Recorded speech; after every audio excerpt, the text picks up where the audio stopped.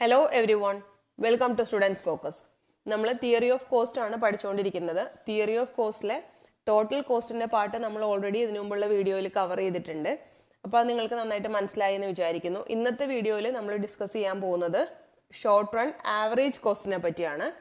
അപ്പോൾ average cost എന്നൊരു term കേൾക്കുമ്പോൾ തന്നെ നിങ്ങളുടെ മനസ്സിലേക്ക് വരേണ്ടത് എന്താണെന്ന് വെച്ചാൽ നമ്മൾ നോക്കുന്നത് പെർ യൂണിറ്റ് ഓഫ് ഔട്ട്പുട്ടിനെ ബേസ് ചെയ്തിട്ടാണ്. നേരത്തെ നമ്മൾ ടോട്ടൽ കോസ്റ്റ് നോക്കിയിരുന്നത് ടോട്ടൽ ആയിട്ടായിരുന്നു. ടോട്ടൽ കോസ്റ്റ് എത്ര വരും? ഇതങ്ങനെയല്ല, പെർ യൂണിറ്റ് ഓഫ് ഔട്ട്പുട്ടിനെ ബേസ് ചെയ്ത് നമ്മുടെ കോസ്റ്റ് എങ്ങനെയാണ് വരുന്നതെന്നാണ് നമ്മൾ ആവറേജ് കോസ്റ്റിൻ്റെ പഠിക്കാൻ പോകുന്നത്. അപ്പം ആവറേജ് കോസ്റ്റ് നമുക്ക് എങ്ങനെയാണ് കണ്ടുപിടിക്കാൻ പറ്റുന്നത്? Total cost divided by number of units of output. ഇത് നിങ്ങൾ ശ്രദ്ധിക്കണം, number of units of input അല്ല, ഔട്ട്പുട്ടിനെ ബേസ് ചെയ്താണ് നമ്മൾ ഡിവൈഡ് ചെയ്യുന്നത് അല്ലെങ്കിൽ കമ്പയർ ചെയ്യുന്നത് നോക്കുന്നത്. ഇപ്പം നമുക്കിപ്പോൾ എക്സാമ്പിൾ പറഞ്ഞാൽ 5 യൂണിറ്റ്സ് പ്രൊഡ്യൂസ് ചെയ്യാൻ വേണ്ടി എനിക്ക് ടോട്ടൽ കോസ്റ്റ് 50 റുപ്പീസ് ആയെങ്കിൽ അതിൽ ആവറേജ് കോസ്റ്റ് ഞാൻ എങ്ങനെയാണ് കണ്ടുപിടിക്കുന്നത്? 50 rupees divided by 5 units. 5 units അല്ലേ ഞാൻ പ്രൊഡ്യൂസ് ചെയ്തത്. അപ്പോൾ 50 റുപ്പീസ് ഡിവൈഡഡ് ബൈ 5 യൂണിറ്റ്സ്. അപ്പോൾ എനിക്ക് ഒരു യൂണിറ്റിൻ്റെ പ്രൈസ് കിട്ടും. 10 റുപ്പീസിന് ഒരു യൂണിറ്റിൻ്റെ ആവറേജ് കോസ്റ്റ് എത്രയാണെന്ന് എനിക്ക് കിട്ടും. ഓക്കെ, ഇനി നമ്മൾ ടോട്ടൽ കോസ്റ്റും ആവറേജ് കോസ്റ്റും കൂടെ നമുക്ക് കമ്പയർ ചെയ്ത് നോക്കാം, അല്ലെങ്കിൽ അതെങ്ങനെയാണ് മൂവ് ചെയ്യുന്നത്, അതിൻ്റെ പെർഫോമൻസ് എങ്ങനെയാണ് എന്ന് നോക്കാം. അപ്പോൾ നിങ്ങൾക്കത് കമ്പയർ ചെയ്ത് പഠിക്കുമ്പോൾ നിങ്ങൾക്ക് പെട്ടെന്ന് മനസ്സിലാവും. ടോട്ടൽ കോസ്റ്റിൻ്റെ കേസിൽ നമ്മൾ പഠിച്ചപ്പോൾ നമ്മൾ കണ്ടത് എന്താണ്? ടോട്ടൽ കോസ്റ്റിൻ്റെ ഔട്ട്പുട്ട് കൂടുന്നതിനനുസരിച്ച് ടോട്ടൽ കോസ്റ്റും ഇൻക്രീസ് ചെയ്തുകൊണ്ടേയിരിക്കുന്നു. കാരണം 2 യൂണിറ്റ്സ് പ്രൊഡ്യൂസ് ചെയ്യാൻ വരുന്ന ടോട്ടൽ കോസ്റ്റ് ആയിരിക്കില്ല എനിക്ക് 5 യൂണിറ്റ്സ് പ്രൊഡ്യൂസ് ചെയ്യുമ്പോൾ വരുന്നത്. ഇനി 5 യൂണിറ്റ്സിന് പ്രൊഡ്യൂസ് വരുന്ന കോസ്റ്റ് ആയിരിക്കില്ല ഞാൻ 10 യൂണിറ്റ്സ് പ്രൊഡ്യൂസ് ചെയ്യുമ്പോൾ എനിക്ക് വരുന്നത്. സോ ടോട്ടൽ കോസ്റ്റ് നമ്മളുടെ ഇൻക്രീസ് ചെയ്തുകൊണ്ടിരിക്കുന്നു ഔട്ട്പുട്ട് കൂടുന്നതിനനുസരിച്ച്. ഇനി ടോട്ടൽ വേരിയബിൾ കോസ്റ്റ് എങ്ങനെയാണ്? ടോട്ടൽ വേരിയബിൾ കോസ്റ്റും നമ്മളുടെ ഔട്ട്പുട്ട് ഇൻക്രീസ് ചെയ്യുന്നതിനനുസരിച്ച് ഇൻക്രീസ് ചെയ്തുകൊണ്ട് തന്നെ ഇരിക്കുന്നു. നമ്മൾ എത്ര യൂണിറ്റ്സ് ആണോ പ്രൊഡ്യൂസ് ചെയ്യുന്നത് അതിനനുസരിച്ച് നമ്മൾ ടോട്ടൽ വേരിയബിൾ കോസ്റ്റ് ഇൻക്രീസ് ചെയ്യുന്നു. അപ്പോൾ ടോട്ടൽ ഫിക്സഡ് കോസ്റ്റും അതുപോലെ നമ്മൾ ഇൻക്രീസ് ചെയ്യുന്ന ഔട്ട്പുട്ടിനനുസരിച്ച് ഇൻക്രീസ് ചെയ്യുമോ? ഇല്ല. നമ്മളുടെ ടോട്ടൽ ഫിക്സഡ് കോസ്റ്റ് എങ്ങനെയാണ് വരുന്നത്? ടോട്ടൽ ഫിക്സഡ് കോസ്റ്റ് ഇൻക്രീസ് ചെയ്യില്ല. ഇപ്പം എക്സാമ്പിൾ നിങ്ങൾ റെന്റ് എടുക്കുവാണെങ്കിൽ റെന്റ് ഞാനിപ്പോൾ 2 യൂണിറ്റ്സ് പ്രൊഡ്യൂസ് ചെയ്തുള്ളെങ്കിലും ഇപ്പോൾ 5000 ആണ് എൻ്റെ റെൻ്റെങ്കിൽ ഞാൻ 5000 റെന്റ് കൊടുക്കണം. 10 യൂണിറ്റ്സ് പ്രൊഡ്യൂസ് ചെയ്താലും ഞാൻ 5000 റെന്റ് കൊടുക്കണം. 20 യൂണിറ്റ്സ് പ്രൊഡ്യൂസ് ചെയ്താലും എൻ്റെ റെന്റ് എത്രയാണ്? 5000 തന്നെയാണ്. സോ നമ്മുടെ ടോട്ടൽ ഫിക്സഡ് കോസ്റ്റ് ഔട്ട്പുട്ട് കൂടുന്നതിനനുസരിച്ച് കൂടുന്നില്ല. ടോട്ടൽ കോസ്റ്റും ടോട്ടൽ വേരിയബിൾ കോസ്റ്റും ഔട്ട്പുട്ട് കൂടുന്നതിനനുസരിച്ച് ഇൻക്രീസ് ചെയ്യുന്നു. നമ്മൾ ടോട്ടൽ ഫിക്സഡ് കോസ്റ്റ് കോൺസ്റ്റന്റ് ആയിട്ട് നിൽക്കുന്നു. ഇത് നമ്മൾ ടോട്ടലിൻ്റെ കേസിൽ പഠിച്ചു. ഇനി നമ്മളുടെ ആവറേജിൻ്റെ കേസ് വരുമ്പോൾ എങ്ങനെയാണെന്ന് നോക്കാം. നോർമലി, അതായത് ഒരു ജനറൽ ഓർഡിനറി സിനാരിയോയിൽ നമ്മൾ പറയുവാണെങ്കിൽ ആവറേജ് കോസ്റ്റിൻ്റെ കേസ് വരുമ്പോൾ നമ്മളുടെ ക്വാണ്ടിറ്റി ഓഫ് ഔട്ട്പുട്ട് ഇൻക്രീസ് ചെയ്യുന്നതിനനുസരിച്ച് ആവറേജ് കോസ്റ്റ് ഡിക്രീസ് ചെയ്യുന്നു. ക്വാണ്ടിറ്റി കൂടുന്നതിനനുസരിച്ച് ആവറേജ് കോസ്റ്റ് ഡിക്രീസ് ചെയ്യുന്നു എന്ന് നമ്മൾ പറയുന്നത് എന്തുകൊണ്ടാണ്? നമുക്ക് എങ്ങനെയാണ് ആവറേജ് കോസ്റ്റ് കിട്ടുന്നത്? Total cost divided by number of units of output വെച്ചിട്ടാണ്. ശരിയല്ലേ? അപ്പോൾ നമ്മൾ ടോട്ടൽ കോസ്റ്റ് ഇപ്പോൾ 50 റുപ്പീസ് ആണെങ്കിൽ 50 ഡിവൈഡഡ് ബൈ നമ്മുടെ ഔട്ട്പുട്ട് 5 ചെയ്യുന്നതും നമ്മൾ ഔട്ട്പുട്ട് കൂട്ടി 5ന്ന് 10 ആക്കി. അപ്പോൾ 50 ഡിവൈഡഡ് ബൈ 10 ചെയ്യുമ്പോഴും നമുക്ക് കിട്ടുന്ന വാല്യൂ എന്തായിരിക്കും? കുറവായിരിക്കും, അതല്ലേ അല്ലേ? ഇപ്പോൾ ക്വാണ്ടിറ്റി കൂടുന്നതിനനുസരിച്ച് നമ്മുടെ ആവറേജ് കോസ്റ്റ് കുറഞ്ഞു വരുന്നു. ഇതൊരു ഓർഡിനറി സിനാരിയോയിലാണ് ഞാൻ പറഞ്ഞത്. ഓരോന്നിൻ്റെ സെപ്പറേറ്റ് കേസിൽ, അതായത് AFCയുടെ കേസിൽ average fixed cost, average variable cost, average total cost, ഇതിൻ്റെ മൂന്നിൻ്റെയും കേസിൽ അതെങ്ങനെയാണ് വരുന്നതെന്ന് നമ്മൾ കൃത്യമായിട്ട് പുറകെ പഠിക്കുന്നുണ്ട്. ഇനി നമ്മളുടെ ആവറേജ് ഫിക്സഡ് കോസ്റ്റ് ആണ് നമ്മൾക്ക് കണ്ടുപിടിക്കേണ്ടതെങ്കിൽ നമ്മൾ എന്ത് ഫോർമുല അപ്ലൈ ചെയ്യും? Total fixed cost divided by quantity. Quantity means quantity of output. അപ്പം നമ്മൾ എല്ലാത്തിലും ക്വാണ്ടിറ്റി ഓഫ് ഔട്ട്പുട്ട് വെച്ചിട്ടാണ് ഡിവൈഡ് ചെയ്യുന്നത്. നമുക്ക് എന്താണ് കണ്ടുപിടിക്കുന്നത് എന്നുള്ളതിൻ്റെ ബേസിലാണ് നമ്മൾ ഏതാണ് ന്യൂമറേറ്റർ കൊണ്ടുവരുന്നതെന്ന് ഡിസൈഡ് ചെയ്യുന്നത്. അപ്പം നമുക്ക് ആവറേജ് ഫിക്സഡ് കോസ്റ്റ് ആണ് കണ്ടുപിടിക്കേണ്ടതെങ്കിൽ നമ്മൾ എന്ത് ചെയ്യും? Total fixed cost divided by quantity ചെയ്യും. ഇനി നമുക്ക് ആവറേജ് വേരിയബിൾ കോസ്റ്റ് ആണ് കണ്ടുപിടിക്കേണ്ടതെങ്കിലോ total variable cost divided by quantity ചെയ്യും. മനസ്സിലായില്ലേ? ഡിവൈഡഡ് ബൈ ക്വാണ്ടിറ്റി സെയിം തന്നെയാണ്. നമ്മൾ ന്യൂമറേറ്റർ ആണ് ചേഞ്ച് ചെയ്യുന്നത് നമുക്ക് എന്ത് ആൻസർ ആണ് കിട്ടേണ്ടതെന്നുള്ളതിനെ ബേസ് ചെയ്ത്. ഇനി ആവറേജ് ടോട്ടൽ കോസ്റ്റ് നമ്മൾ എങ്ങനെ കണ്ടുപിടിക്കും? Average fixed cost plus average variable cost എത്രയാണോ ആവറേജ് ടോട്ടൽ കോസ്റ്റ്. അതല്ലെങ്കിൽ total cost divided by quantity ചെയ്താലും നമ്മൾക്ക് ആവറേജ് ടോട്ടൽ കോസ്റ്റ് കിട്ടുന്നു. ഇനി നമ്മൾ ഇപ്പോൾ പറഞ്ഞു ക്വാണ്ടിറ്റി കൂടുന്നതിനനുസരിച്ച് നമ്മളുടെ ആവറേജ് കോസ്റ്റ് നോർമൽ സിനാരിയോയിൽ ആവറേജ് കോസ്റ്റ് എന്ത് ചെയ്യുന്നു, കുറയുന്നു എന്ന് നമ്മൾ പറഞ്ഞു. ശരിയല്ലേ? നമുക്ക് അത് നിങ്ങൾക്ക് അതിൻ്റെ ആ ആവറേജ് കോസ്റ്റ് കർവ് എങ്ങനെയാണ് മൂവ് ചെയ്യുന്നതെന്ന് അതിൻ്റെ നേച്ചർ എങ്ങനെയാണെന്ന് മനസ്സിലാക്കാൻ വേണ്ടി നമ്മൾക്കൊന്ന് പ്രൊഡക്ഷൻ ഫംഗ്ഷനിലേക്ക് ഒന്ന് തിരിച്ചു പോവാം. പ്രൊഡക്ഷൻ ഫംഗ്ഷൻ നമ്മൾ ഓൾറെഡി പഠിച്ചതാണ്. അപ്പോൾ അത് നിങ്ങളുടെ മനസ്സിലേക്ക് വരുവാണെങ്കിൽ കോസ്റ്റ് കർവിൻ്റെ പറയുമ്പോൾ നിങ്ങൾക്ക് പെട്ടെന്ന് മനസ്സിലാവും. അപ്പോൾ അതുകൊണ്ടാണ് ഞാനിപ്പോൾ ഈ വീഡിയോയിൽ പ്രൊഡക്ഷൻ ഫംഗ്ഷൻ്റെ law of increasing returns and diminishing returns, negative returns ഒക്കെ ഇൻക്ലൂഡ് ചെയ്തിരിക്കുന്നത്. നമ്മൾ പ്രൊഡക്ഷൻ ഫംഗ്ഷൻ പഠിച്ചപ്പോൾ നമ്മൾ പഠിച്ചു ലോ ഓഫ് ഇൻക്രീസിങ് റിട്ടേൺസിൽ എന്തായിരുന്നു, നമ്മളത് എങ്ങനെയാണ് കണ്ടുപിടിച്ചിരുന്നത്? Percentage change in output divided by percentage change in input. അതിൽ സംഗതി എന്തായിരുന്നു? ലോ ഓഫ് ഇൻക്രീസിങ് റിട്ടേൺ എങ്ങനെയാണ് വർക്ക് ചെയ്യുന്നത്? നമ്മൾ ഇൻപുട്ട് കുറച്ച് ചേഞ്ചസ് വരുത്തുമ്പോൾ തന്നെ അതിനേക്കാളും ഹയർ പ്രപ്പോർഷനിൽ നമ്മളുടെ ഔട്ട്പുട്ട് ചേഞ്ച് ചെയ്യുന്നു. അതല്ലേ നമ്മൾ ഇൻക്രീസിങ് റിട്ടേൺസിൽ ഉണ്ടായിരുന്നത്. നമ്മൾ 10% ഇൻപുട്ട് ചേഞ്ച് ചെയ്യുന്നുള്ളൂ, പക്ഷെ നമ്മുടെ ഔട്ട്പുട്ട് എത്ര ചേഞ്ച് ചെയ്തു? 20% ചേഞ്ച് ചെയ്തു. അത് ഇൻക്രീസിങ് ആണ്. നമ്മൾ ഇൻപുട്ട് ഇൻക്രീസ് ചെയ്യുന്നതിനേക്കാളും ഹയർ പ്രപ്പോർഷനിലാണ് നമ്മളുടെ ഔട്ട്പുട്ട് ഇൻക്രീസ് ചെയ്യുന്നത്. സോ ആ കേസിൽ നമ്മളുടെ TP, MP, AP എല്ലാം ഇൻക്രീസിങ് ആണ്. ശരിയല്ലേ? ഇനി ലോ ഓഫ് ഡിമിനിഷിങ് റിട്ടേൺസിൽ എന്തായിരുന്നു? അതിലും ഇൻക്രീസിങ് ആണ്, പക്ഷേ നമ്മൾ ഇൻപുട്ട് ഇൻക്രീസ് ചെയ്യുന്ന അത്ര പ്രപ്പോർഷനിൽ നമ്മളുടെ ഔട്ട്പുട്ട് ഇൻക്രീസ് ചെയ്യുന്നില്ല. നമ്മൾ 10% ഇൻപുട്ട് ഇൻക്രീസ് ചെയ്യുമ്പോൾ നമ്മളുടെ ഔട്ട്പുട്ട് 5% മാത്രമേ ഇൻക്രീസ് ചെയ്യുന്നുള്ളൂ.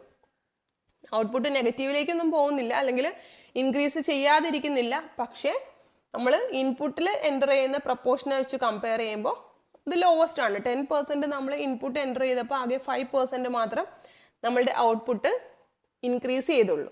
സോ TP ഇൻക്രീസിങ് ആണ്, പക്ഷേ ഡിമിനിഷിങ് റേറ്റിലാണ് ഇൻക്രീസ് ചെയ്തുകൊണ്ടിരിക്കുന്നത്. നമ്മളുടെ MPയും APയും എങ്ങനെയാണ്? Start decreasing after A certain point. ഒരു സർട്ടൺ പോയിന്റ് എത്തിക്കഴിയുമ്പോഴത്തേക്ക് അത് ഡിക്രീസ് ചെയ്യാനായിട്ട് തുടങ്ങുന്നു. അല്ലാതെ നമ്മുടെ ഇൻക്രീസിങ് റിട്ടേൺ പോലെ കണ്ടിന്യൂസ് ഇൻക്രീസ് ചെയ്തുകൊണ്ടിരിക്കുകയല്ല. ഇനി ലോ ഓഫ് നെഗറ്റീവ് റിട്ടേൺസ് ആകുമ്പോഴോ നമ്മൾ ഈ ഫസ്റ്റ് സ്റ്റേജും സെക്കൻഡ് സ്റ്റേജും കഴിഞ്ഞ് തേർഡ് സ്റ്റേജിലേക്ക് വരുമ്പോൾ എങ്ങനെയാണ്? നമ്മൾ ഇൻപുട്ട് ഇൻക്രീസ് ചെയ്താലും അതനുസരിച്ച് പ്രൊഡക്ഷൻ ഇൻക്രീസ് ആവുന്നില്ല. അതായത് നമ്മുടെ ഔട്ട്പുട്ട് ഇൻക്രീസ് ചെയ്യുന്നില്ല. നമ്മൾ ലേബർ എന്ന് പറഞ്ഞൊരു വേരിയബിൾ ഫാക്ടർ ഇപ്പോൾ എക്സാമ്പിൾ നോക്കുകയാണെങ്കിൽ നമ്മളത് കൂട്ടിക്കൊണ്ടിരിക്കുന്നുണ്ട്. ലേബർ എണ്ണം കൂട്ടിയിട്ടും നമ്മളുടെ ഔട്ട്പുട്ടിൽ പ്രത്യേകിച്ച് ചേഞ്ചസ് ഒന്നും വരുന്നില്ല. ഇത് നമ്മൾ ഷോർട്ട് റൺ പ്രൊഡക്ഷൻ ഫംഗ്ഷനിൽ പഠിച്ചതാണ്. ഇനി നമുക്ക് അത് നമ്മളുടെ കോസ്റ്റ് ആയിട്ട് കമ്പയർ ചെയ്ത് നോക്കാം. ഇപ്പം നമ്മൾ കോസ്റ്റിൻ്റെ കേസിൽ നമ്മൾ ഇതിപ്പോൾ പറഞ്ഞ പോയിന്റ് തന്നെയാണ് increasing returns, diminishing returns and negative returns. ഇനി നമുക്കത് ആവറേജ് കോസ്റ്റ് ആയിട്ട് കമ്പയർ ചെയ്യുമ്പോൾ എങ്ങനെയാണെന്ന് നോക്കാം. ഇപ്പോൾ ഇൻക്രീസിങ് റിട്ടേൺസിൻ്റെ കേസിൽ, പ്രൊഡക്ഷൻ്റെ കേസിൽ ഇൻക്രീസിങ് റിട്ടേൺസിൽ എന്താണ്? നമ്മൾ ഇൻപുട്ട് ഇൻക്രീസ് ചെയ്യുന്നതിനേക്കാളും ഹയസ്റ്റ് പ്രപ്പോർഷനിൽ നമ്മളുടെ ഔട്ട്പുട്ട് ഇൻക്രീസ് ചെയ്യുന്നു. അപ്പോൾ നമ്മളുടെ ആവറേജ് കോസ്റ്റ് കർവ് എങ്ങനെയാണ് ബിഹേവ് ചെയ്യുന്നതെന്ന് വെച്ചാൽ, നമ്മളുടെ ഔട്ട്പുട്ട് ഇൻക്രീസ് ചെയ്യുന്നതിനനുസരിച്ച്, അതായത് നമ്മൾക്ക് ഇൻക്രീസ് ആവറേജ് കോസ്റ്റിൽ ഔട്ട്പുട്ട് കൂടുന്നതിനനുസരിച്ച് ആവറേജ് കോസ്റ്റ് കുറയുന്നുണ്ട്, ആവറേജ് കോസ്റ്റിൽ ഡിക്രീസ് വരുന്നുണ്ട്. ആ ഡിക്രീസ് വരുന്നത് എങ്ങനെയാണ്? ഇൻക്രീസിങ് റേറ്റിലാണ് ഡിക്രീസ് വരുന്നത്. മനസ്സിലായില്ലേ? അതുകൊണ്ടാണ് നിങ്ങൾക്ക് ഇത് രണ്ടും കൂടെ കമ്പയർ ചെയ്ത് പഠിച്ചാൽ പെട്ടെന്ന് മനസ്സിലാവും എന്ന് പറഞ്ഞാൽ. നമ്മുടെ ഇൻക്രീസിങ് റിട്ടേൺസിൽ എന്താണ്? നമ്മൾ ഇൻപുട്ട് ഇൻക്രീസ് ചെയ്യുമ്പോൾ ഔട്ട്പുട്ട് ഇൻക്രീസ് ചെയ്യുന്നത് ഇൻക്രീസിങ് റേറ്റിലാണ്. ഇൻപുട്ടിൽ നമ്മൾ 10% കൂട്ടിയപ്പോൾ തന്നെ നമ്മളുടെ ഔട്ട്പുട്ട് 20% ആണ് കൂടിയത്. മനസ്സിലായില്ലേ? അപ്പോൾ ഇൻക്രീസിങ് റേറ്റിലാണ് ഇൻക്രീസ് ചെയ്തത്. അതുപോലെ തന്നെ നമ്മുടെ ആവറേജ് കോസ്റ്റ് നോക്കുവാണെങ്കിൽ ആവറേജ് കോസ്റ്റ് ഡിക്ലൈൻ ചെയ്യുന്നുണ്ട്, അതായത് റെഡ്യൂസ് ചെയ്യുന്നുണ്ട്, ഡിക്രീസ് ചെയ്യുന്നുണ്ട്. ആ ഡിക്രീസ് ചെയ്യുന്നത് എങ്ങനെയാണ്? ഇൻക്രീസിങ് റേറ്റിലാണ് ഡിക്രീസ് ചെയ്യുന്നത് ഫസ്റ്റ് സ്റ്റേജിൽ. പിന്നെ അത് കഴിഞ്ഞിട്ട് ആ സ്റ്റേജ് കഴിയുമ്പോൾ പിന്നെ എന്ത് പറ്റും? നമ്മളുടെ ആവറേജ് കോസ്റ്റ് ഇപ്പോഴും ഡിക്രീസ് ചെയ്യുക തന്നെയാണ്. ആദ്യവും ഡിക്രീസ് ചെയ്യുമായിരുന്നു, ഇപ്പോഴും ഡിക്രീസ് ചെയ്യുക തന്നെയാണ്. പക്ഷേ അതൊരു ഡിക്രീസിങ് റേറ്റിലാണ് ഡിക്രീസ് ചെയ്യുന്നത്. മനസ്സിലായില്ലേ? ആദ്യം നമ്മൾ കുറച്ചൊരു ചേഞ്ച് വരുത്തുമ്പോൾ തന്നെ നമ്മളുടെ ഔട്ട്പുട്ട് നല്ല രീതിയിൽ ചേഞ്ച് ആവുന്നുണ്ടായിരുന്നു. അതുപോലെ തന്നെ നമ്മളുടെ കോസ്റ്റിൻ്റെ കേസ് കമ്പയർ ചെയ്താൽ ആദ്യം നമ്മൾ ഔട്ട്പുട്ട് കൂടുന്നതിനനുസരിച്ച് നമ്മളുടെ ആവറേജ് കോസ്റ്റ് പെട്ടെന്ന് ഡീപ്പായിട്ട് താഴേക്ക് വരുന്നുണ്ടായിരുന്നു. പക്ഷേ സെക്കൻഡ് ഫേസ് ആയപ്പോൾ എന്തായി? നമ്മൾക്ക് ഡിക്രീസ് ചെയ്യുന്നുണ്ട്, പക്ഷേ പതുക്കെയാണ് വരുന്നത്. ആദ്യത്തെ അത്രയും എനർജി ഇല്ല, ഫോഴ്സ് ഇല്ല, അല്ലെങ്കിൽ അത്ര സ്പീഡില്ല. മനസ്സിലായില്ലേ? ഇനി തേർഡ് സ്റ്റേജ് എത്തിയപ്പോൾ എന്ത് പറ്റി? ഒരു പരിധി വരെ ആവറേജ് കോസ്റ്റ് താഴെ വന്നു. അത് കഴിയുമ്പോഴത്തേക്കും നമ്മളുടെ ആവറേജ് വേരിയബിൾ കോസ്റ്റ് പെട്ടെന്ന് ഇൻക്രീസ് ചെയ്യാൻ തുടങ്ങുന്നു. മനസ്സിലായില്ലേ? കാരണം എന്താണ്, നമ്മളിപ്പോൾ ഇവിടെ നോക്കുവാണെങ്കിൽ നമ്മൾ ഇൻപുട്ട് ഫാക്ടർ കൂട്ടുന്നുണ്ട്. ഇൻപുട്ട് കൂട്ടിയിട്ടും അതനുസരിച്ച് പ്രൊഡക്ഷനിൽ ഇൻക്രീസ് വരുന്നുണ്ടോ? പ്രൊഡക്ഷൻ നടക്കുന്നില്ല, അല്ലെങ്കിൽ പ്രൊഡക്ഷനിൽ ഇൻക്രീസ് ഒന്നും വരുന്നില്ല. അപ്പം നമ്മൾ നെഗറ്റീവ് റിട്ടേൺ ഫേസിലേക്ക് എൻ്റർ ചെയ്തു. അപ്പം അതുപോലെ തന്നെ ഇപ്പോൾ ഞാനത് നിങ്ങൾക്ക് മനസ്സിലാകാൻ പറ്റുന്ന ഒരു സിമ്പിൾ എക്സാമ്പിൾ പറയാം. ഇപ്പം നമ്മൾ 5 ലേബറെ വെച്ച് പ്രൊഡ്യൂസ് ചെയ്യുന്നു. 5 ലേബറെ വെച്ച് പ്രൊഡ്യൂസ് ചെയ്യുന്നത് 100 യൂണിറ്റ്സ് ആണെന്ന് വിചാരിക്കുക. ഞാൻ 5 ലേബറെ മാറ്റി 10 ലേബറെ വെച്ചു. അപ്പോൾ എന്ത് പറ്റി? എൻ്റെ ആവറേജ് വേരിയബിൾ കോസ്റ്റ് ഇൻക്രീസ് ചെയ്തു. ശരിയല്ലേ? ലേബർ നമ്മളുടെ വേരിയബിൾ ഫാക്ടറാണ്. സോ അതുകൊണ്ട് എൻ്റെ വേരിയബിൾ കോസ്റ്റ് ഇൻക്രീസ് ചെയ്തു. പക്ഷേ പ്രൊഡക്ഷൻ ഇപ്പോഴും 100 യൂണിറ്റ്സ് തന്നെയാണ്. പ്രൊഡക്ഷൻ കൂടുന്നില്ല. അപ്പോൾ എന്താണ്, ഒരു പരിധി വരെ താഴേക്ക് വരും. ആദ്യം നല്ല സ്പീഡിൽ താഴത്തേക്ക് വരും നമ്മുടെ ആവറേജ് കോസ്റ്റ് ഫാക്ടർ. പിന്നെ അത് കഴിയുമ്പോഴേക്കും പിന്നെ വരുന്നത് എങ്ങനെയാണ്? പതുക്കെ പതുക്കെ പതുക്കെ പതുക്കെയാണ് വരുന്നത്. ആദ്യത്തെ അത്ര ഫോഴ്സ് ഇല്ല. ഒരു സ്റ്റേജ് വരെ താഴേക്ക് വന്നു കഴിഞ്ഞിട്ട് പിന്നെ എന്ത് പറ്റി? അവിടുന്ന് ഇൻക്രീസ് ചെയ്യാനായിട്ട് തുടങ്ങുന്നു. മനസ്സിലായില്ലേ നമ്മുടെ ആവറേജ് കോസ്റ്റ് കർവ് എങ്ങനെയാണ് മൂവ് ചെയ്യുന്നതെന്ന്?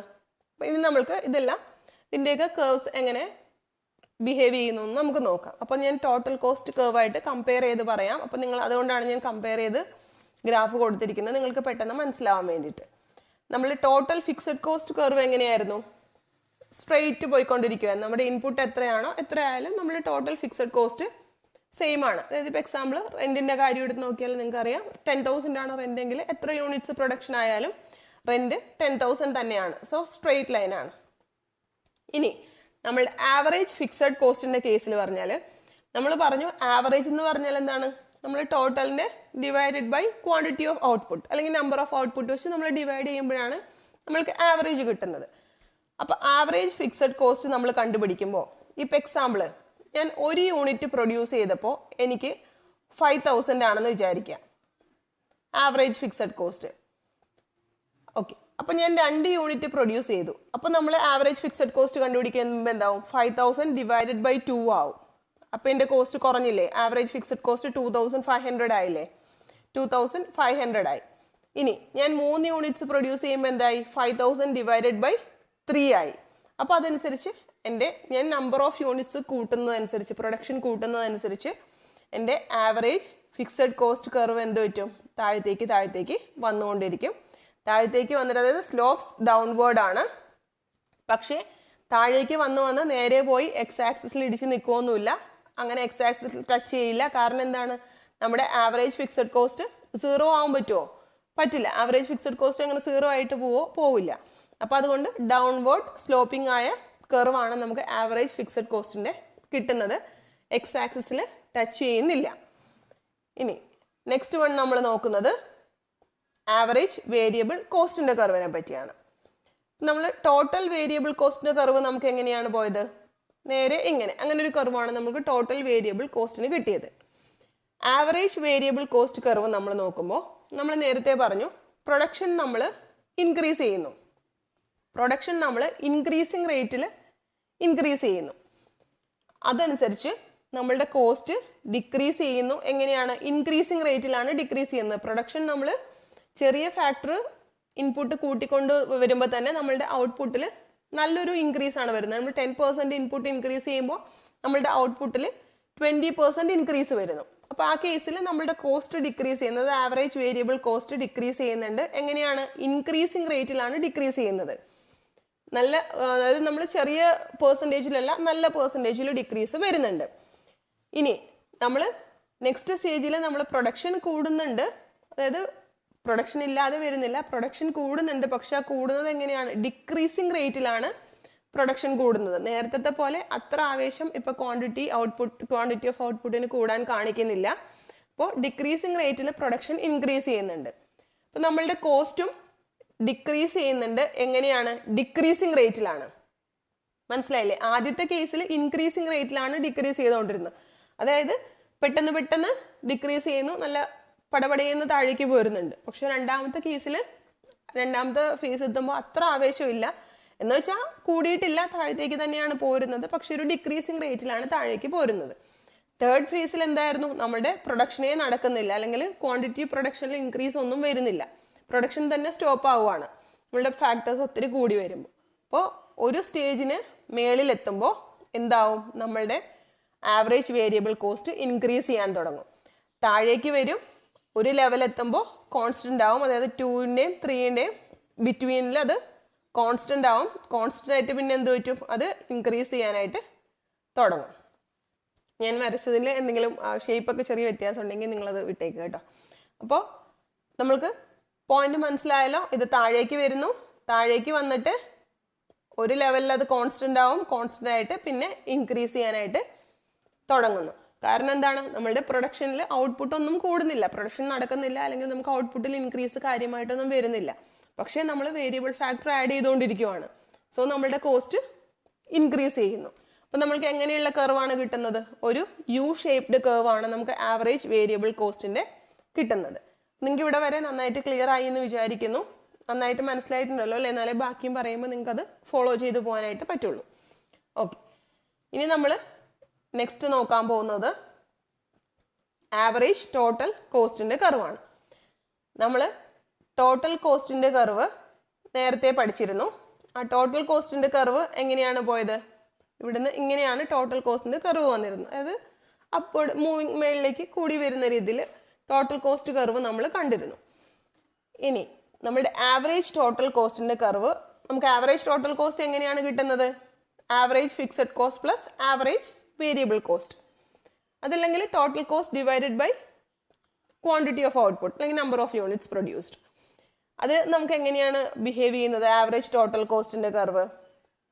ആവറേജ് ടോട്ടൽ കോസ്റ്റ് നമ്മൾ ക്വാണ്ടിറ്റി ഓഫ് ഔട്ട്പുട്ട്സ് കൂട്ടുന്നതിനനുസരിച്ച് അത് താഴേക്ക് വരുന്നു. ആവറേജ് ടോട്ടൽ കോസ്റ്റ് കുറഞ്ഞു കുറഞ്ഞ് താഴത്തേക്ക് വരുന്നു. പിന്നെ ഒരു സർട്ടൺ സ്റ്റേജ് എത്തുമ്പോഴേക്കും അതവിടെ സ്റ്റാഗ്നന്റ് ആവുന്നു. സ്റ്റാഗ്നന്റ് ആയിട്ട് അവിടുന്ന് തിരിച്ച് മേളിലേക്ക് പോകാനായിട്ട് തുടങ്ങുന്നു. കാരണം എന്താണ്, നമ്മുടെ ആവറേജ് വേരിയബിൾ കോസ്റ്റ് എങ്ങനെയാണ് മൂവ് ചെയ്യുന്നത്, ഒരു ലെവൽ വരെ താഴേക്ക് വരുന്നു, അവിടെ സ്റ്റാഗ്നന്റ് ആവുന്നു, കോൺസ്റ്റന്റ് ആവുന്നു, കോൺസ്റ്റന്റ് ആയിട്ട് ആ ലെവലിൽ നിന്ന് മേളിലേക്ക് മൂവ് ചെയ്യുന്നു. അപ്പം അതുപോലെ തന്നെയാണ് നമ്മുടെ ആവറേജ് ടോട്ടൽ കോസ്റ്റിന്റെ കർവും മൂവ് ചെയ്യുന്നത്.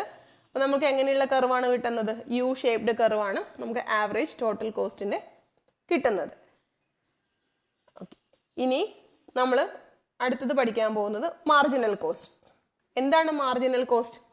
മാർജിനൽ കോസ്റ്റ് എന്ന് പറഞ്ഞാൽ നമ്മൾ എക്സ്ട്രാ ഒരു യൂണിറ്റ് ഔട്ട്പുട്ട് പ്രൊഡ്യൂസ് ചെയ്യുമ്പോൾ അതിന് നമുക്ക് അഡീഷണൽ ആയിട്ട് എന്ത് കോസ്റ്റ് വരുന്നു, അതിനെയാണ് നമ്മൾ മാർജിനൽ കോസ്റ്റ് എന്ന് പറയുന്നത്. So marginal cost is the addition made to the total cost by the production of an additional unit of output. അതിൽ ഇപ്പോൾ ഈ ഒരു ഷെഡ്യൂൾ നോക്കിയാൽ നിങ്ങൾക്ക് പെട്ടെന്ന് മനസ്സിലാവും. ഞാൻ 5 യൂണിറ്റ്സ് പ്രൊഡ്യൂസ് ചെയ്തപ്പോൾ എനിക്ക് ടോട്ടൽ കോസ്റ്റ് വന്നിരുന്നത് 200 രൂപയാണ്. 6 യൂണിറ്റ്സ് ഞാൻ പ്രൊഡ്യൂസ് ചെയ്തപ്പോൾ എനിക്ക് ടോട്ടൽ കോസ്റ്റ് 250 രൂപയായി. അപ്പം ഞാൻ 6ാമത്തെ എക്സ്ട്രാ യൂണിറ്റ് പ്രൊഡ്യൂസ് ചെയ്യാനായിട്ട് എനിക്ക് എത്ര രൂപ ചിലവായി? നോർമലി 5 യൂണിറ്റ് പ്രൊഡ്യൂസ് ചെയ്തപ്പോൾ എനിക്ക് 200 റുപ്പീസ് വന്നു. 6ാമത്തെ ഒരു യൂണിറ്റ് ഞാൻ പ്രൊഡ്യൂസ് ചെയ്തപ്പോൾ എൻ്റെ ടോട്ടൽ കോസ്റ്റ് 250 റുപ്പീസ് ആയി. സോ എനിക്ക് മാർജിനൽ കോസ്റ്റ് 5 യൂണിറ്റ് വരെ പ്രൊഡ്യൂസ് ചെയ്യാൻ നമ്മൾ ബ്ലാങ്ക് ആണ്, അതവിടെ നമ്മൾ ഫിഗർ കൊടുത്തിട്ടില്ല. ഇനി 6ാമത്തെ യൂണിറ്റ്, ഒരു യൂണിറ്റ് എക്സ്ട്രാ പ്രൊഡ്യൂസ് ചെയ്തപ്പോൾ 250 മൈനസ് 200 50 റുപ്പീസ് എനിക്ക് മാർജിനൽ കോസ്റ്റ് ആയി. മാർജിനൽ കോസ്റ്റ് നമ്മൾ എങ്ങനെയാണ് കണ്ടുപിടിക്കുന്നത്? Change in total cost divided by change in quantity. നമ്മുടെ ടോട്ടൽ കോസ്റ്റിൽ വന്ന ചേഞ്ച് എത്രയാണ്? 200 ആയിരുന്നത് 250 ആയി. So 50 units. നമ്മുടെ ക്വാണ്ടിറ്റി എത്രയാണ്? Divided by 1. ഒരു യൂണിറ്റ് അല്ലേ നമ്മൾ ഇൻക്രീസ് ചെയ്തത്. ഡിവൈഡ് ബൈ 1 ചെയ്യുമ്പോൾ നമുക്ക് മാർജിനൽ കോസ്റ്റ് 50 റുപ്പീസ് കിട്ടി. ഇനി ഞാൻ 5 യൂണിറ്റ്സിൽ നിന്ന് 6 യൂണിറ്റ്സിലേക്ക് ചെയ്തപ്പോഴുള്ള കാര്യമാണ് ഇപ്പോൾ പറഞ്ഞത്. ഇനി ഞാൻ 5 യൂണിറ്റ്സിൽ നിന്ന് ഡയറക്റ്റ് 10 യൂണിറ്റ്സ് പ്രൊഡ്യൂസ് ചെയ്യുന്നു എന്ന് വിചാരിക്കാം. 10 യൂണിറ്റ്സ് പ്രൊഡ്യൂസ് ചെയ്തപ്പോൾ എനിക്ക് ടോട്ടൽ കോസ്റ്റ് 320 റുപ്പീസ് ആയി. 5 യൂണിറ്റ്സ് പ്രൊഡ്യൂസ് ചെയ്യാൻ എനിക്ക് 200 റുപ്പീസേ ആയുള്ളായിരുന്നു. പക്ഷേ 10 യൂണിറ്റ്സ് പ്രൊഡ്യൂസ് ചെയ്തപ്പോൾ എനിക്ക് 320 റുപ്പീസ് ആയി. അപ്പോൾ നമുക്ക് ഈ ഫോർമുല തന്നെ യൂസ് ചെയ്തിട്ട് നമുക്ക് നോക്കാം change in total cost. Change in total cost എത്ര? 320 മൈനസ് 200 അല്ലേ? 320 മൈനസ് 200 വന്നു. അപ്പോൾ 120 റുപ്പീസ് വന്നു. എൻ്റെ ടോട്ടൽ കോസ്റ്റിൽ വന്ന ചേഞ്ച് 120 റുപ്പീസ് ആണ്. ആ 120 റുപ്പീസ് എന്ന് പറഞ്ഞാൽ ഒരു യൂണിറ്റ് പ്രൊഡ്യൂസ് ചെയ്യാൻ വന്നതാണോ? അല്ല. 5ൽ നിന്ന് ഞാൻ നേരെ 10ലേക്കാണ് ജമ്പ് ചെയ്തത് എൻ്റെ പ്രൊഡക്ഷൻ. ആ സമയത്ത് 5 യൂണിറ്റ്സിന്റെ ഇൻക്രീസ് ഉണ്ടായിട്ടുണ്ട്. സോ 120 ഡിവൈഡഡ് ബൈ 5 എന്ന് പറഞ്ഞാൽ 24 റുപ്പീസ് ആയി. അപ്പോൾ നിങ്ങളിവിടെ ശ്രദ്ധിക്കുക, നമ്മൾ ക്വാണ്ടിറ്റി ഓഫ് ഔട്ട്പുട്ട് ഇൻക്രീസ് ചെയ്യുന്നതിനനുസരിച്ച് മാർജിനൽ കോസ്റ്റ് കുറഞ്ഞു വരുന്നത് നിങ്ങൾ കണ്ടിട്ടുണ്ടാവും. കാരണം ആദ്യം ഞാൻ ഒരു യൂണിറ്റ് പ്രൊഡ്യൂസ് ചെയ്തപ്പോൾ എനിക്ക് വന്ന മാർജിനൽ കോസ്റ്റ് 50 റുപ്പീസ് ആയിരുന്നു. നേരെ മറിച്ച് ഞാൻ 5 യൂണിറ്റ്സ് എക്സ്ട്രാ പ്രൊഡ്യൂസ് ചെയ്തപ്പോൾ, അതായത് 5 ആയിരുന്നത് 10ലേക്ക് മാറ്റിയപ്പോൾ എൻ്റെ മാർജിനൽ കോസ്റ്റ് എത്രയായി? 24 ആയി കുറഞ്ഞു. 50 ആയിരുന്നത് 24 ആയിട്ട് കുറഞ്ഞു. നമ്മളുടെ മാർജിനൽ കോസ്റ്റ് കർവും അതുപോലെ തന്നെയാണ്. ഫസ്റ്റ് ഡിക്ലൈൻ ചെയ്യുന്നു. ഫസ്റ്റ് ഡിക്ലൈൻ ചെയ്തിട്ട് അത് അതിൻ്റെ ഒരു മിനിമം പോയിന്റിലെത്തുന്നു. അതായത് ഡിക്ലൈൻ ചെയ്തിട്ട് നേരെ അങ്ങ് താഴത്തേക്ക് പോവുകയല്ല, കുറഞ്ഞ് അങ്ങ് പോവുകയല്ല, അതിൻ്റെ ഒരു മിനിമം പോയിന്റിലെത്തുന്നു. മിനിമം പോയിന്റിലെത്തി കഴിയുമ്പോൾ അത് തിരിച്ച് റൈസ് ചെയ്യാനായിട്ട് തുടങ്ങുന്നു. അത് നമ്മളിനി പുറകെ ഷെഡ്യൂളും ഗ്രാഫൊക്കെ പഠിക്കുമ്പോൾ നിങ്ങൾക്കത് മനസ്സിലാവും നന്നായിട്ട്. ഓക്കെ, ഇനി നമ്മൾക്ക് മാർജിനൽ കോസ്റ്റിൻ്റെ കർവ് എങ്ങനെയാണ് വരുന്നതെന്ന് നോക്കാം. അപ്പം മാർജിനൽ കോസ്റ്റിൻ്റെ കർവ് നിങ്ങൾക്ക് മനസ്സിലാവാൻ വേണ്ടി പെട്ടെന്ന് നിങ്ങൾ ഒന്ന് മനസ്സിലേക്ക് കൊണ്ടുവരേണ്ടത് നമ്മളുടെ മാർജിനൽ പ്രൊഡക്റ്റിനെയാണ്. നമ്മൾ പ്രൊഡക്ഷനിൽ പഠിച്ചപ്പോഴത്തേക്കും തിയറി ഓഫ് പ്രൊഡക്ഷൻ പഠിച്ചപ്പോൾ നമ്മളൊരു മാർജിനൽ പ്രൊഡക്റ്റിനെ പറ്റി മാർജിനൽ പ്രൊഡക്റ്റിനെ പറ്റി പഠിച്ചിരുന്നു. നമ്മളുടെ MP കർവ് എങ്ങനെയാണ് പോകുന്നത്? ഇങ്ങനെ മേളിലേക്ക് പോകുന്നു, ഒരു പോയിന്റ് എത്തുമ്പോൾ കോൺസ്റ്റന്റ് ആവുന്നു, അവിടുന്ന് നേരെ താഴത്തേക്ക് പോരുന്നു. അങ്ങനെയാണ് നമ്മളുടെ MP കർവ് മൂവ് ചെയ്തിരുന്നത്. നമ്മളുടെ മാർജിനൽ കോസ്റ്റിന്റെ കർവ് എങ്ങനെയാണ് മൂവ് ചെയ്യുന്നത്? ഒരു ലെവൽ എത്തുന്നു, നമ്മൾ പറഞ്ഞു ഇപ്പോൾ കൂടുതൽ നമ്പർ ഓഫ് യൂണിറ്റ്സ് നമ്മൾ കൂടുതൽ പ്രൊഡ്യൂസ് ചെയ്യുന്നതിനനുസരിച്ച് നമ്മളുടെ കർവ് താഴത്തേക്ക് വരുന്നു. താഴത്തേക്ക് വന്നിട്ട് അത് നേരെ അങ്ങ് അടിയിലോട്ട് പോകുമല്ല, താഴത്തേക്ക് വന്ന് ഒരു ലെവൽ എത്തുന്നു. ഒരു ലെവൽ എത്തിയിട്ട് അത് അവിടെ നിന്ന് തിരിച്ച് റൈസ് ചെയ്യാനായിട്ട് തുടങ്ങുന്നു, അല്ലെങ്കിൽ കൂടാനായിട്ട് തുടങ്ങുന്നു. ഒരു ലെവൽ എത്തുന്നു, ആ ലെവൽ എത്തുമ്പോൾ അത് കോൺസ്റ്റന്റ് ആവുന്നു. കോൺസ്റ്റന്റ് ആയിട്ട് അവിടുന്ന് തിരിച്ച് റൈസ് ചെയ്യാനായിട്ട് തുടങ്ങുന്നു. ഈ ലെവലിൽ കോൺസ്റ്റന്റ് ആയി അവിടുന്ന് തിരിച്ച് റൈസ് ചെയ്യാനായിട്ട് തുടങ്ങി. So the fact that marginal product rises first, reaches a maximum and then declines. നമ്മൾ മാർജിനൽ പ്രൊഡക്റ്റ് എങ്ങനെയായിരുന്നു? ആദ്യം കൂടുന്നു, അതിൻ്റെ ഒരു മാക്സിമം പോയിന്റിൽ എത്തുന്നു, അവിടുന്ന് നേരെ താഴത്തേക്ക് വരുന്നു. അതുപോലെ തന്നെ നമ്മുടെ marginal cost curve first decline ചെയ്യുന്നു. ഡിക്ലൈൻ ചെയ്ത് ഒരു പോയിന്റിലെത്തുന്നു, അതിൻ്റെ ഒരു മിനിമം പോയിന്റിലെത്തുന്നു. മിനിമം പോയിന്റിലെത്തിയിട്ട് അവിടുന്ന് തിരിച്ച് അത് റൈസ് ചെയ്യാനായിട്ട് തുടങ്ങുന്നു. ഓക്കെ, അപ്പം നമ്മുടെ മാർജിനൽ കോസ്റ്റിന്റെ കർവ് എങ്ങനെയാണ് വരുന്നത്? നമുക്ക് ഒരു യു ഷേപ്ഡ് കർവ് ആണ് നമുക്ക് കിട്ടുന്നത്. ഓക്കെ, ഇനി നമ്മൾ നോക്കാൻ പോകുന്നത് നമ്മുടെ short run average and marginal cost curve. നമ്മളിപ്പോൾ കണ്ട എല്ലാ കർവും കൂടെ മിക്സ് ചെയ്ത് നമ്മുടെ total short run average and marginal കോസ്റ്റിന്റെ കർവ്സ് ആണ് എല്ലാം കൂടെ നിങ്ങളുടെ ബുക്കിൽ കൊടുത്തിരിക്കുന്നത്. അതുപോലെ തന്നെ നിങ്ങൾ ഇത്രയും പഠിച്ചു കഴിഞ്ഞുകൊണ്ട് നിങ്ങൾക്ക് അതിൽ പ്രത്യേകിച്ച് ബുദ്ധിമുട്ടൊന്നും ഉണ്ടാവില്ല. ഇതിൽ നമ്മൾ കോസ്റ്റ് Y ആക്സിസിൽ പ്ലേസ് ചെയ്തിട്ടുണ്ട്, ഔട്ട്പുട്ട് X ആക്സിസിലും പ്ലേസ് ചെയ്തിട്ടുണ്ട്. നമ്മളുടെ മാർജിനൽ കോസ്റ്റിന്റെ കർവ് എങ്ങനെയാണ് പോയത്? നമ്മളിപ്പോൾ പഠിച്ചേ ഉള്ളൂ. ആദ്യം താഴത്തേക്ക് വരും, ഒരു ലെവൽ വരെ എത്തും, അവിടെ നിന്ന് നേരെ മുകളിലേക്ക് പോകാൻ തുടങ്ങും. ആവറേജ് ഫിക്സഡ് കോസ്റ്റിന്റെ കർവ് എങ്ങനെയാണ്? Number of quantity of output increase ചെയ്യുന്നതിനനുസരിച്ച് നമ്മളുടെ ആവറേജ് ഫിക്സഡ് കോസ്റ്റിന്റെ കർവ് ഡൗൺവേർഡ് സ്ലോപ്പിംഗ് ആയിട്ട് പോയിക്കൊണ്ടിരിക്കുന്നു. ഇനി നമ്മുടെ ആവറേജ് ടോട്ടൽ കോസ്റ്റിന്റെ കർവ് എങ്ങനെയാണ്? ആവറേജ് ടോട്ടൽ കോസ്റ്റിന്റെ കർവ് ആദ്യം ഡിക്ലൈൻ ചെയ്യുന്നു, ഒരു പോയിന്റ് എത്തുന്നു, ആ പോയിന്റിൽ നിന്ന് തിരിച്ച് റൈസ് ചെയ്യാനായിട്ട് തുടങ്ങുന്നു. കാരണം നമ്മുടെ ആവറേജ് വേരിയബിൾ കോസ്റ്റും ബിഹേവ് ചെയ്യുന്നത് അങ്ങനെയാണ്. താഴെ വരുന്നു, ഒരു പോയിന്റ് എത്തുന്നു, സ്റ്റാഗ്നന്റ് ആവുന്നു, അവിടുന്ന് നമ്മൾ ഒരു പരിധിയിൽ കൂടുതൽ നമ്മൾ ഇൻപുട്ട് ഇൻക്രീസ് ചെയ്താലും അതനുസരിച്ച് നമ്മളുടെ ഔട്ട്പുട്ടിൽ ഇൻക്രീസ് വരുന്നില്ല. സോ നമ്മളുടെ ആവറേജ് വേരിയബിൾ കോസ്റ്റ് ഒരു പോയിന്റ് എത്തിക്കഴിഞ്ഞിട്ട് അവിടെ നിന്ന് തിരിച്ച് ഇൻക്രീസ് ചെയ്യാനായിട്ട് തുടങ്ങുന്നു. അതുപോലെ തന്നെ നമ്മുടെ ആവറേജ് ടോട്ടൽ കോസ്റ്റും ഇൻക്രീസ് ചെയ്യുന്നു. കാരണം ആവറേജ് ടോട്ടൽ കോസ്റ്റ് എന്താണ്? AFC പ്ലസ് AVC ചെയ്യുന്നതാണ് നമുക്ക് എന്ത് കിട്ടുന്നത്? ATC കിട്ടുന്നത്, ആവറേജ് ടോട്ടൽ കോസ്റ്റ് കിട്ടുന്നത്. ഇനി നമുക്കിതൊരു ഷെഡ്യൂളിൽ ചെയ്ത് നോക്കാം. ഷെഡ്യൂളിൻ്റെ ബേസിൽ ഇത് എങ്ങനെയാണ് പെർഫോം ചെയ്യുന്നതെന്ന് നമുക്ക് നോക്കാം. ഇത് നിങ്ങളുടെ ബുക്കിലുള്ള സെയിം ഷെഡ്യൂളാണ്, നിങ്ങൾക്ക് പെട്ടെന്ന് മനസ്സിലാവാൻ വേണ്ടിയിട്ട്. അപ്പോൾ ഇതിൽ നമ്മൾക്ക് നോക്കിയാൽ നമുക്കറിയാം യൂണിറ്റ്സ് ഓഫ് ഔട്ട്പുട്ട് തന്നിട്ടുണ്ട്. യൂണിറ്റ്സ് ഓഫ് ഔട്ട്പുട്ട് കൂടിക്കൊണ്ടിരിക്കുകയാണ്. 1 ആയിരുന്നു, 2 ആയിരുന്നു, 3 ആയിരുന്നു, അങ്ങനെ 12 യൂണിറ്റ്സ് വരെ ഉണ്ട്. പക്ഷേ നമ്മുടെ ഫിക്സഡ് കോസ്റ്റ് എന്താണ്? സെയിം തന്നെയാണ്, 1000 റുപ്പീസ് തന്നെയാണ്. എത്ര യൂണിറ്റ്സ് പ്രൊഡ്യൂസ് ചെയ്താലും നമ്മുടെ ഫിക്സഡ് കോസ്റ്റ് 1000-ൽ തന്നെ നിൽക്കുന്നു. ടോട്ടൽ വേരിയബിൾ കോസ്റ്റ് എങ്ങനെയാണ് ബിഹേവ് ചെയ്യുന്നത്? നമ്മളുടെ ക്വാണ്ടിറ്റി ഓഫ് ഔട്ട്പുട്ട് കൂടുന്നതിനനുസരിച്ച് നമ്മളുടെ വേരിയബിൾ കോസ്റ്റ് ഇൻക്രീസ് ചെയ്തുകൊണ്ട് വരുവാണ്. കാരണം നമ്മളിപ്പോൾ 3 യൂണിറ്റ്സ് പ്രൊഡ്യൂസ് ചെയ്യുമ്പോൾ വരുന്ന കോസ്റ്റ് അല്ല നമുക്ക് 12 യൂണിറ്റ്സ് പ്രൊഡ്യൂസ് ചെയ്യുമ്പോൾ വരുന്നു, അതിനേക്കാളും ഇൻക്രീസ് ചെയ്ത കോസ്റ്റാണ് വരുന്നത്. സോ നമ്മുടെ ടോട്ടൽ വേരിയബിൾ കോസ്റ്റ് ഇൻക്രീസ് ചെയ്തുകൊണ്ടിരിക്കുന്നു. അതനുസരിച്ച് തന്നെ നമ്മുടെ ടോട്ടൽ കോസ്റ്റും ക്വാണ്ടിറ്റി ഓഫ് ഇൻപുട്സ് കൂടുന്നതിനനുസരിച്ച് കൂടിക്കൊണ്ടിരിക്കുന്നത്. നമ്മൾ ഓൾറെഡി പഠിച്ചു കഴിഞ്ഞതാണ്, എന്നാലും നിങ്ങൾക്ക് നമ്മുടെ ടോട്ടലിൽ പ്രത്യേകിച്ച് കൺഫ്യൂഷൻ ഒന്നും വരാനില്ല. ഇനി നമുക്ക് ആവറേജിന്റെ കേസ് നോക്കാം. ആവറേജ് നമ്മൾ കണ്ടുപിടിക്കുന്നത് എങ്ങനെയാണ്? ആവറേജ് ഫിക്സഡ് കോസ്റ്റ് ആണെങ്കിൽ total fixed cost divided by quantity.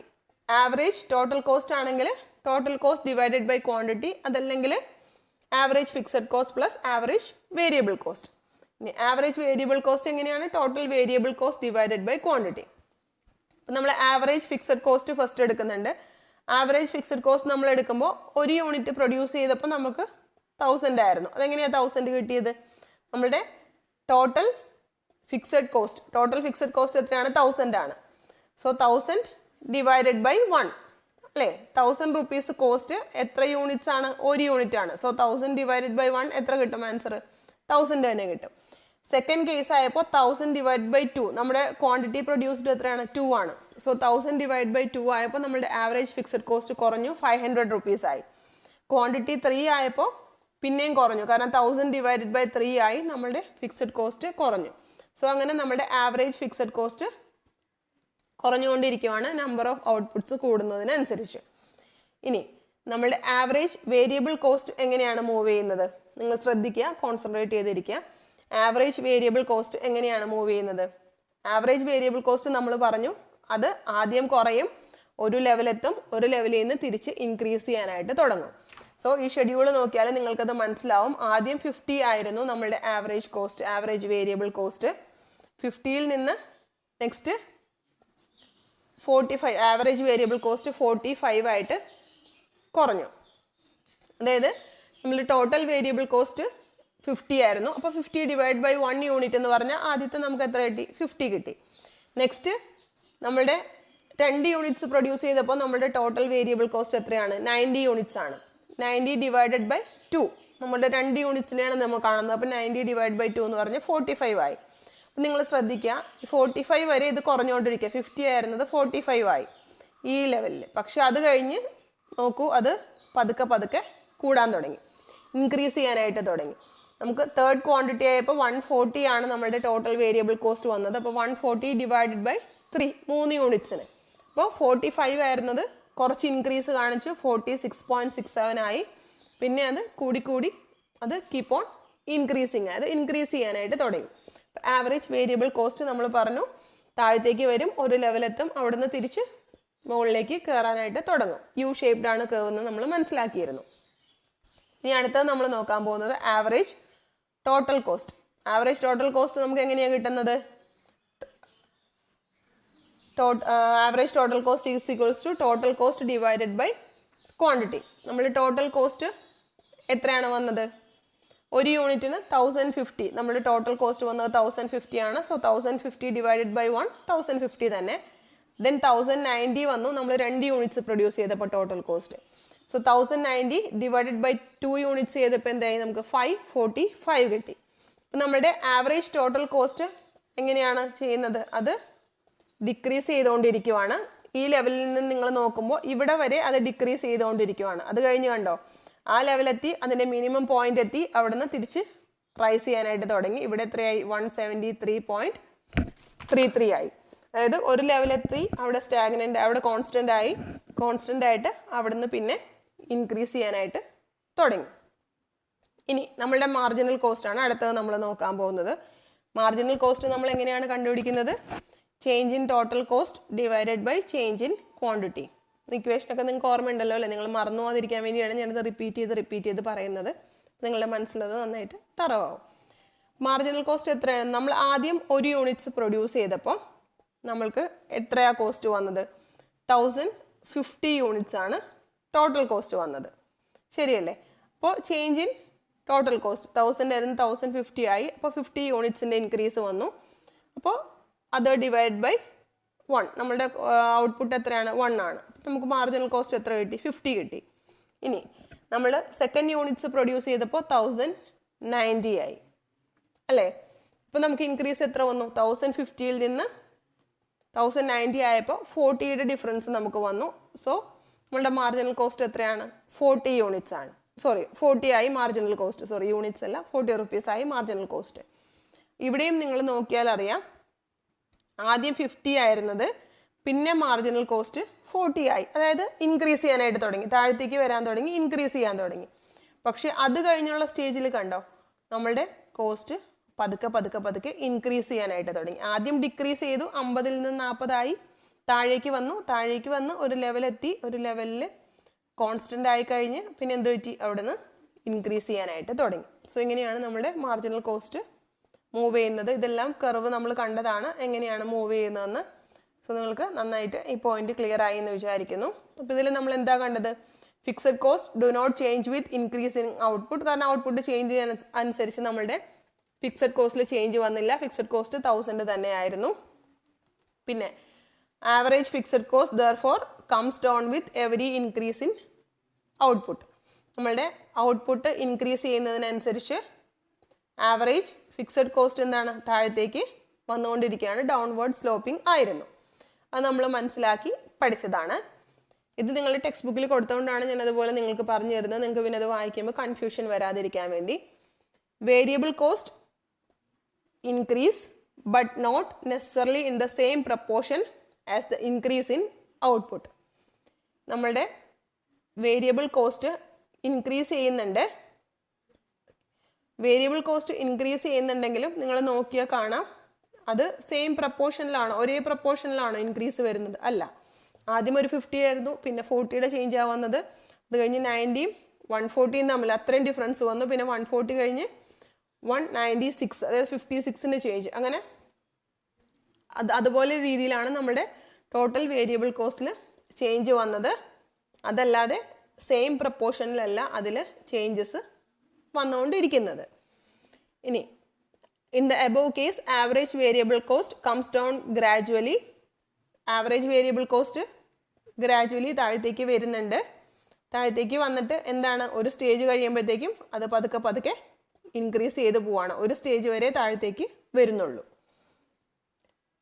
Then marginal cost is the additional cost divided by the additional units produced. This also comes down first and then starts increasing. നമ്മൾ marginal കോസ്റ്റിന്റെ കണ്ടതാണ്. Marginal cost എങ്ങനെയാണ്, ആദ്യം പതുക്കെ താഴത്തേക്ക് വരുന്നു, താഴത്തേക്ക് വന്നു കഴിഞ്ഞിട്ട് ഇവിടുന്ന് ഒരു ലെവലെത്തുന്നു, ഒരു ലെവലെത്തി കഴിഞ്ഞ് എന്താണ്, അത് ഇൻക്രീസ് ചെയ്യാനായിട്ട് തുടങ്ങുന്നു. ഓക്കെ, ഇനി നമുക്ക് relationship between average cost and marginal cost നോക്കാം. ഇത് ഈ ഗ്രാഫ് വെച്ച് കമ്പയർ ചെയ്യുമ്പോൾ നിങ്ങൾക്ക് ഈസിയാണ്. ഫസ്റ്റ് റിലേഷൻ എന്താണ്, when average cost falls as a result of an increase in output, marginal cost is less than average cost. നമ്മളുടെ ആവറേജ് കോസ്റ്റ് കർവ് താഴത്തേക്ക് വരുന്നതിനനുസരിച്ച്, താഴത്തേക്ക് വരുമ്പോൾ എന്താണ്, നമ്മളുടെ marginal cost is less than the average cost. കാരണം marginal cost ഇവിടെ ആയിട്ടുള്ളൂ, marginal cost താഴെയാണ് ആവറേജ് കോസ്റ്റിനേക്കാളും. പിന്നെ when average cost rises as a result of an increasing output, marginal cost is more than average cost. Output കൂടുന്നതിനനുസരിച്ച് നമ്മളുടെ average cost rice ചെയ്യാനായിട്ട് തുടങ്ങുമ്പോഴേക്കും, ഇവിടുന്ന് rice ചെയ്യാൻ തുടങ്ങുമ്പോൾ എന്താണ്, നമ്മളുടെ marginal cost is more than average cost. ശരിയല്ലേ? റൈസ് ചെയ്യാൻ തുടങ്ങുന്ന പോയിന്റ് എവിടെയാണ്, ഈ പോയിന്റിൽ നിന്നാണ് നമ്മളുടെ ആവറേജ് കോസ്റ്റ് ഇവിടെ വരെ വന്നു, ഇവിടെ നിന്നാണ് റൈസ് ചെയ്യാൻ തുടങ്ങുന്നത്. റൈസ് ചെയ്യാൻ തുടങ്ങുമ്പോൾ മാർജിനൽ കോസ്റ്റ് അതിനേക്കാളും മേളിലല്ലേ ആണ്. ഇനി നെക്സ്റ്റ് വരുന്നത് when average cost is minimum. Average cost minimum വരുന്ന പോയിന്റ് എവിടെയാണ്, ഇവിടെ ആയിട്ടാണ് ആവറേജ് കോസ്റ്റ് മിനിമം വരുന്ന point. When average cost is minimum, marginal cost is equals to the average cost. കണ്ടോ, മാർജിനൽ കോസ്റ്റും ആവറേജ് കോസ്റ്റും ഈക്വൽ ആണ്. അതായത് എന്താണ്, marginal cost curve cuts average cost curve at its minimum point. നമ്മുടെ marginal cost കർവും average cost കർവും കൂടെ ഇവിടെ ഇന്റർസെക്ട് ചെയ്തില്ലേ, അത് കട്ട് ചെയ്തില്ലേ. അപ്പോൾ marginal cost curve cuts average cost curve എപ്പോഴാണ്, അറ്റ് ഇറ്റ്സ് മിനിമം പോയിന്റ്, അതായത് ഒപ്റ്റിമം പോയിന്റിൽ ഇവിടെ കട്ട് ചെയ്യുന്നു. സോ നമ്മളിന്ന് ആവറേജ് കോസ്റ്റ് എല്ലാം പഠിച്ചു. ആവറേജ് കോസ്റ്റ് കർവ്സ്, അതിൻ്റെ ഷെഡ്യൂൾസ്, അതെങ്ങനെയാണ് വരുന്നത്, മാർജിനൽ കോസ്റ്റ് കർവ് എങ്ങനെയാണ് പെർഫോം ചെയ്യുന്നത്, അതെല്ലാം നമ്മൾ ഡീറ്റെയിൽ ആയിട്ട് പഠിച്ചിട്ടുണ്ട്. നെക്സ്റ്റ് വീഡിയോയിൽ, ഇപ്പോൾ നമ്മൾ ഈ കഴിഞ്ഞ 2 വീഡിയോയിൽ നമ്മൾ ഷോർട്ട് റണ്ണിൻ്റെ കേസാണ് പഠിച്ചത്. നെക്സ്റ്റ് വീഡിയോയിൽ നമുക്ക് ലോങ് റണ്ണിനെ പറ്റി ഡീറ്റെയിൽ ആയിട്ട് പഠിക്കാം. So thanks for watching the video and all the very best to U.